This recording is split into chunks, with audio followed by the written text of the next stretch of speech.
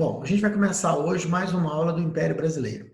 A matéria que a gente vai ver hoje é a crise do primeiro reinado e o estabelecimento da regência no Brasil. Tá? Esse processo de regência foi assim chamado porque, apesar do rei estar no Brasil, ele ainda era um príncipe, porque ele era menor de idade. E, portanto, quem acabava governando o Brasil eram pessoas eleitas para reger o Brasil, para governar em nome do rei. Mas para que isso acontecesse, Dom Pedro I teve que abandonar o Brasil e voltar para Portugal. Chamamos isso de crise do primeiro reinado. Ele foi acumulando uma série de erros até que resultou na sua saída do poder. Tá? Vamos lembrar dos detalhes mais importantes deste período. Bom, tudo começa com uma crise provocada pelo que você está vendo aqui num jornal da época, Jornal do Brasil, a morte de Dom João VI. O pai de Dom Pedro I havia largado o filho dele aqui e voltado para Portugal, onde reinava ainda o Estado português. Tá? O que aconteceu foi que Dom João morreu em Portugal em 1826, deixando o trono vago. Isso gerou uma crise entre o Estado português e o Estado brasileiro. Haja visto que, obviamente, o herdeiro do trono era o primeiro filho, ó, a palavra é primogênito, né? E o primogênito era Dom Pedro I. Ele não era o único filho de Dom João, mas era o primogênito. Só que ele era rei do Brasil e havia rompido com Portugal. Portanto, gerou desconfiança, tanto daqui quanto de lá.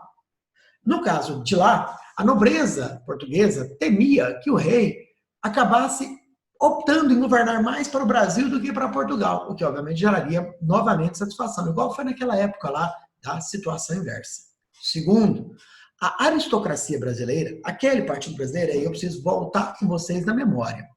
O Partido Brasileiro havia apoiado a independência, certo? O Partido Brasileiro havia apoiado Dom Pedro I na ruptura com Portugal. Só que no decorrer do primeiro reinado, Dom Pedro impôs a Constituição de 1824. E ao fazer isso, ele insatisfaz, né, o pessoal da aristocracia. Eles ficaram meio que angustiados com isso, resultando no afastamento entre o Partido Brasileiro, que era formado pela aristocracia, e o rei Dom Pedro I. Aliás, vale lembrar que esse se aproximou, não sei se vocês lembram disso, de quem? Do Partido Português, dos comerciantes. Como resultado disso, Dom Pedro tinha várias crises com a elite agrária brasileira, que era o grupo mais forte do Brasil. Se a gente somar isso ao fato de que agora Dom Pedro pode voltar a ser rei de Portugal, essa elite agrária começou a achar que, na verdade, Dom Pedro podia fazer com que todo aquele processo de independência do Brasil fosse para o ralo, perdesse o sentido. E por isso havia uma desconfiança disso. Isso acabou gerando uma crise, tanto aqui quanto lá. Ah, tem um segundo elemento. Dom Pedro sabia que se ele saísse do Brasil e fosse para Portugal, correu isso do Brasil romper com a família real definitivamente. E aí o Brasil caminharia, sei lá, para uma república ou até mesmo para a escolha de uma família real brasileira. Não tem como a gente saber porque isso não aconteceu. Só que se ele não for para Portugal, o trono português vai ficar vago. Algumas pessoas de Portugal até fizeram uma proposta meio indecente, que ele virasse rei dos dois e ficasse um tempo governando o Brasil e Portugal do Brasil, e outro tempo governando Portugal e Brasil de Portugal. É como se ele tivesse duas residências. A maior parte da elite brasileira não concordava com essa ideia, e nem a nobreza e a burguesia portuguesa. Sem uma solução fácil, Dom Pedro teve uma ideia simples. Dom Pedro disse que ele iria não abrir mão do trono dele, não abriria mão do trono dele, lá em Portugal, e que, ao não abrir mão do trono dele, ele entregaria o trono dele para a filha dele, de Dom Pedro, que seria então rainha de Portugal, mantendo assim uma tradição legal, né? Pai passa para filho um país, daí o filho passa para filha outro país, e viraria uma mixórdia. E isso acabou levando a uma luta em Portugal pelo poder. Tá? Essa luta em Portugal, essa crise sucessória, foi marcada pela morte do rei e por os interesses portugueses, ingleses e brasileiros no meio. Dois irmãos entraram na disputa. O irmão de Dom Pedro, um cara chamado Dom Miguel, entendeu que o mais justo seria ele ser o rei. E começou a articular, inclusive, um golpe para tirar, vamos entender bem, a sobrinha do direito ao trono. Começa uma briga entre os irmãos. Olha uma charge muito representativa disso. Os dois meninos mimados, né, Dom Miguel e Dom Pedro, disputando. Não se farão grande mal. Por quê? Porque, no fundo, gente, qual que é o debate aqui feito por essa charge? É que seja Dom Miguel ou seja Dom Pedro, é a mesma família que vai estar no poder. É mais ou menos a mesma coisa que aconteceu no Brasil. Gente, para pensar na independência do Brasil um pouquinho. Volta comigo na independência. Você foi explorado por Portugal por 300 anos. A família portuguesa veio para cá. Depois foi embora e largou o filho dele. O filho dele disse que o Brasil está independente de Portugal. Mas o cara era português, o cara nem nasceu no Brasil. Você foi o único país da América que declarou independência e continuou sendo governado pela mesma família do período colonial. Isso tem que dizer alguma coisa para nós. Da ironia da charge. Dois hipócritas. Mas, na verdade, o que eles estão disputando? Só o título de rei. Seja para o Dom Miguel, seja para a filha de Dom Pedro. Tá? Filha de Dom Pedro, que é essa aí, ó. Gravura anônima de Maria da Glória, a que foi escolhida por Dom Pedro para assumir o governo. Ela era, sim, uma menina ainda. E por isso, teoricamente, ia se esperar a idade adulta e o casamento dela para ela ser de fato coroado. Era uma espécie de herdeira do trono. Tá? Dom Pedro tentou com isso e resolveu o problema. O problema não foi solucionado. Dom Miguel ainda continuava na tensão. Então, vamos agora ver se a gente entendeu um aspecto. Este é o primeiro elemento da crise. Ele não está solucionado. O trono português está vago.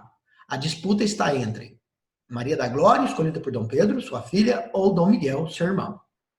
Dom Pedro não abriu mão do trono. Está lá com esse problema. 1826, 27, 28, 29, e o problema é crescendo. No meio disso, Dom Pedro enfrenta outros problemas menores, como, por exemplo, o fato do Banco do Brasil ter falido lá na Guerra da Cisplatina. E a elite está irritadíssima com os prejuízos e com a falta do sistema financeiro do Brasil. Tá? O apoio inglês que ele não teve na Guerra da Cisplatina também atrapalhou, porque é como se a Inglaterra estivesse meio que se afastando de Dom Pedro. No meio disso, este homem canaliza tudo isso. Gente, na história do Brasil, a gente tem dois momentos que se aparecem muito. Um é muito famoso. É a história de Vargas, que tinha um inimigo político famosíssimo, que era o Carlos Lacerda, que era jornalista. Muito antes de Vargas e de Carlos Lacerda, na década de 40, na década de 50, a gente tem essa figura. Um jornalista europeu, ele nasceu na Itália, depois ele foi para Portugal, de Portugal ele veio para o Brasil. No Brasil, ele entrou no Partido Brasileiro, apesar de não ser nascido no Brasil, ele era um aristocrata e era um árduo defensor de uma Constituição mais livre. Ou seja, era crítico do partido português e era crítico do poder moderador, aquele que dava ao rei excesso de poderes. Líbero Badaró meio que canalizou todas as críticas a Dom Pedro. Ele era a voz da oposição. Criou um jornal chamado O Observador Constitucional, que fazia críticas ferrenhas a Dom Pedro, que iam do campo político ao campo pessoal. Eu sei, faz um esforço, é muito difícil imaginar. Políticos e jornais brigando, sabe? Político xingando o jornal de comprometido, de vendido, de sei lá o quê, e o jornal só buscando fazer críticas ao governo. Mas no passado tinha isso no Brasil. Tá? E Líbero Badaró foi assassinado por alemães. Um grupo de alemães estava no Brasil e o assassinou. Olha que coincidência. Quando ele foi assassinado, as pessoas envolvidas acabaram não sendo presas. Um único alemão foi preso e condenado no grupo de assassinatos. E na hora que começou a investigar, arrastou-se para a crise a figura de Dom Pedro. Claro, gente, a suspeita era óbvia. Peraí, mas o cara era o maior opositor do governo. Morreu e, de repente, ninguém é preso direito, ninguém é condenado. Um dos juízes da época mais influentes, amigo de Dom Pedro, foi acusado de ser mandante do crime e ficou por isso mesmo. Portanto, a impunidade desse batalha acabou levando a dúvida sobre a morte. O senhor Líbero Badaró foi morto a mando de Dom Pedro? Essa era a pergunta. Aliás, que os historiadores não têm resposta até hoje, tá? Suspeitas existem, respostas não temos. E tendo ele sido morto, a crise foi ampliada. Muita gente criou aquele mal-estar, sabe aquela sensação de o Dom Pedro está envolvido nisso. Dizem, isso é lenda, tá, gente? Dizem que quando Líbero Badaró estava à beira da morte, depois de ter sido espancado pelos assassinos, teria ele dito: morre um liberal, mas não morre a liberdade. Guarde essa frase. Historiadores de vez em quando gostam de botar essa bobagem numa prova. E aí eles acham que a referência é tão forte que você não precisa de aviso de quem é. Você teria que saber que essa frase é atribuída ao então jornalista Líbero Badaró. Tá? Então vamos somar? Tá vendo? Vai somando a crise. Eu falei o Banco do Brasil, eu estou sofrendo oposição dos aristocratas, o grupo mais forte, mais rico e mais influente do Brasil. Eu estou tendo uma crise lá em Portugal, que pode ser resumida assim: se eu fico no Brasil, eu estou correndo risco de perder Portugal. Se eu vou para Portugal, eu estou correndo risco de perder o Brasil. Se eu fico no Brasil, eu corro risco de perder Portugal e Brasil. Se eu vou para Portugal, eu corro risco de perder o Brasil e Portugal. Então, realmente, a situação de Dom Pedro não estava fácil. E agora, ainda é acusado de estar envolvido na morte de um jornalista da oposição. Talvez seja por isso que aconteceu o conflito final. O Partido Português, lembrando, era apoiador de Dom Pedro, os comerciantes, enquanto o Partido Brasileiro era formado pela aristocracia e fazia forte oposição.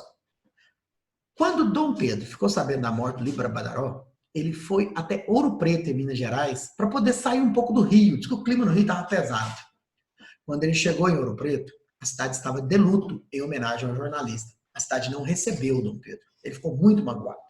E em resposta a isso, Dom Pedro resolveu voltar para o Rio e dizem que ele estava extremamente desanimado. Diz que ele estava achando que realmente não tinha mais clima para ficar no Brasil.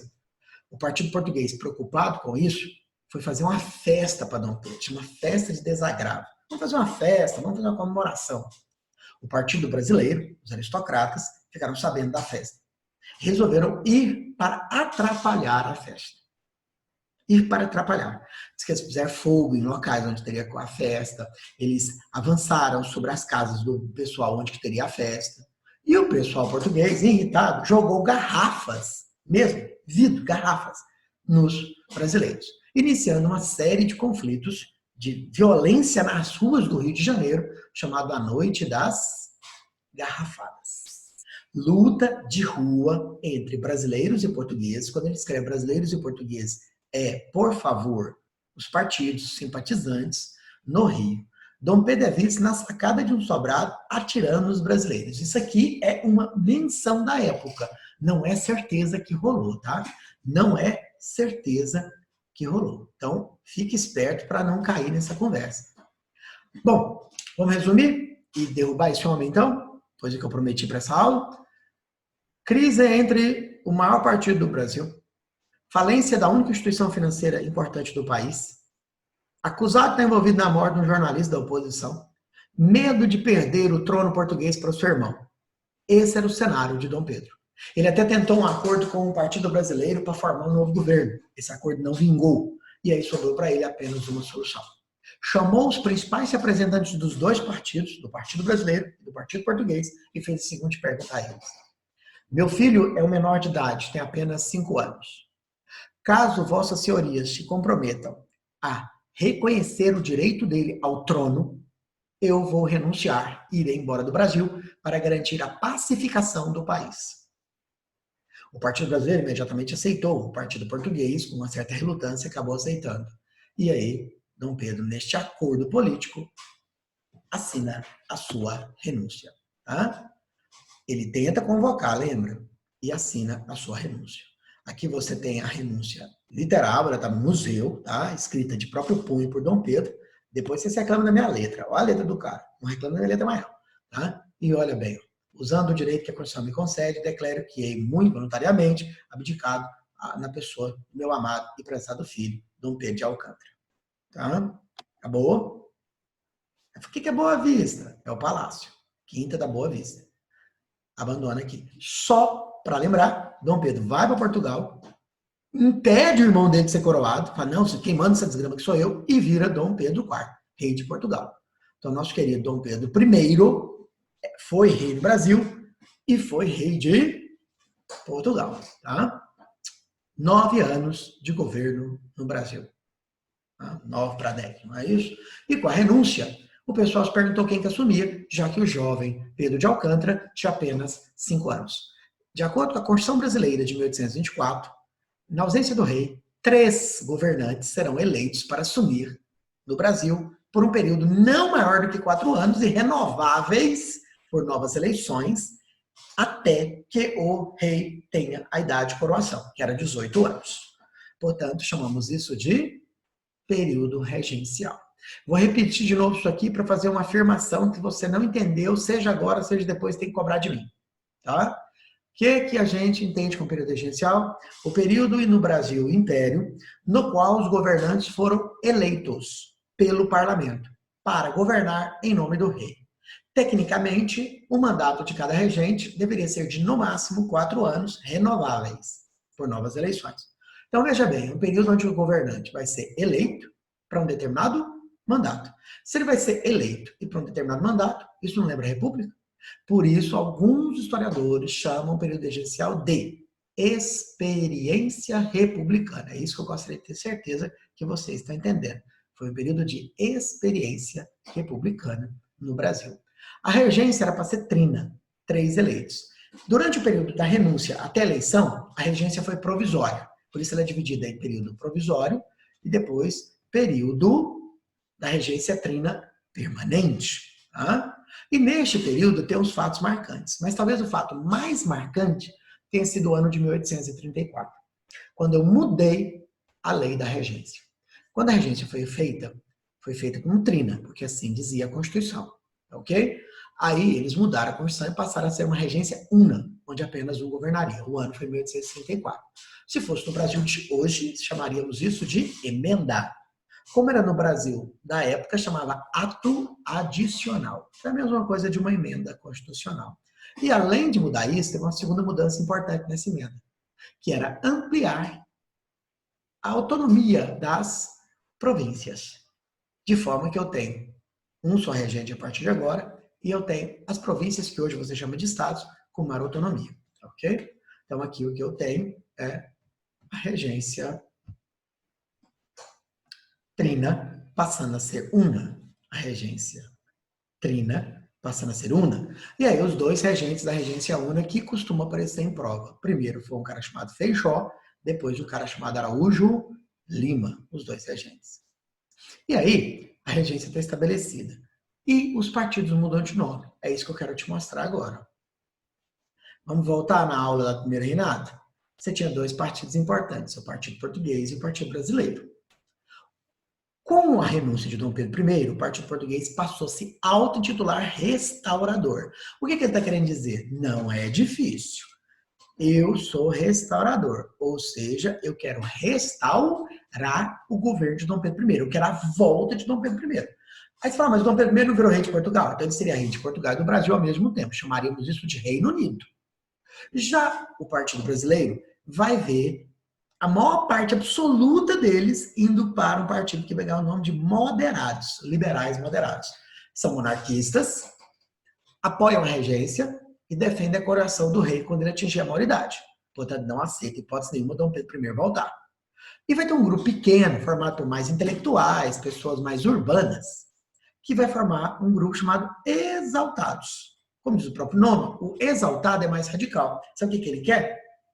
Ele quer a república. Ele quer aproveitar que temos apenas um monarca, que na verdade não foi coroado, é um príncipe de apenas 5 anos, e encerrar a monarquia e fazer o Brasil uma república. De forma que, lembrem-se, o Brasil era a única monarquia de toda a América. Esse era o argumento que eles usavam. A gente está na contramão do processo político. Contudo, esse grupo era fraco, era pequeno e pouco influente. Quem mandava mesmo? Os moderados. Todos os regentes são da aristocracia, tá, gente? Todos os regentes. Os 3 primeiros da provisória, os 3 próximos da permanente, o Feijó e o Lima. Então, a aristocracia dominou a regência. Não só a regência, dominou o império inteiro, como a gente sabe. Entendeu? Então, nós temos aqui o moderado. Quando vira a regência una, eles mudam de nome de novo, tá vendo? Eles mudam de nome de novo. O que era restaurador vira regressista, que é o regresso do rei, que é que ele volte. O que era moderado vira progressista, que quer o avanço da monarquia. E o que era exaltado vira o PT, ou seja, nada, quase que desaparece. E aí uns poucos políticos daqui vão para o Partido Progressista. De forma que o Brasil vai ter 2 partidos só de novo. Mas eu queria que você desse muita atenção a isso que eu vou mostrar aqui agora, que é o nosso encerramento de hoje. Os liberais moderados vão para o Partido Regressista, tá vendo? Também. Eles vão para o Partido Progressista. Também. A maioria vem para cá. E o número pequeno vem para cá. De forma que eu vou ter tanto a elite agrária nos regressistas, quanto nos progressistas. Por que isso é importante? Porque isso vai acabar mostrando que a aristocracia está dominando os dois partidos da época. E isso vai enfraquecer mais ainda a proposta de volta de Dom Pedro. O fato dele ter morrido logo depois parece que enfraquece mais ainda. Então, o projeto restaurador morre, o projeto republicano nunca nasceu direito, é mais natimorto, na minha opinião, e, portanto, só sobrou o projeto da monarquia aristocrática no Brasil, os moderados. Tá bom? Tanto Feijó quanto Lima é eles. Mas temos um elemento importante para encerrar. Se só a aristocracia manda, esse é um período sem oposição? Quase. Porque dentro da elite agrária brasileira, a gente tinha uma pequena diferença. Tá? A gente tinha uma pequena diferença. Havia uma ala dessa elite que defendia claramente, mas claramente, que o Brasil devia fortalecer o governo do Rio de Janeiro, ou seja, era a favor da centralização. E havia outra ala, que era a favor do Brasil mais descentralizado, dar autonomia às províncias, ser uma federação, igual é hoje. Tá? Então, a elite agrária concordava na ideia de um governo conservador, monárquico. A elite agrária, nesse momento, concordava em ser contra a República e concordava em ser contra a volta de Dom Pedro. Mas discordava, e haviam dois grupos dentro dela, em como governar o Brasil. Havia um grupo que era a favor da centralização do poder. Doravante, vou chamá-los de conservadores. E havia um grupo que era a favor da descentralização do poder, dar mais autonomia às províncias. Doravante, vou chamá-los de liberais. Portanto, dentro da elite agrária havia a linha conservadora, centralizadora, e a linha liberal, descentralizadora. O Feijó representa a ala liberal, enquanto o Lima representa a ala conservadora. Tá? Essa é a diferença dos dois. E quem começa governando é o Feijó. Só que assim que o Feijó assume, estoura no Brasil uma série de revoltas. E quem é acusado dessas revoltas? O governo do Rio, enfraquecendo a tendência liberal. Mas essa é a próxima matéria nossa, quando a gente falar de revoltas regenciais, ok? Que é o assunto que a gente entra na próxima aula. Espero que vocês tenham entendido. Qualquer dúvida, estou à disposição. Foi um prazer. Boa aula a vocês, porque eu tenho certeza que vocês ainda têm muitas. Tá?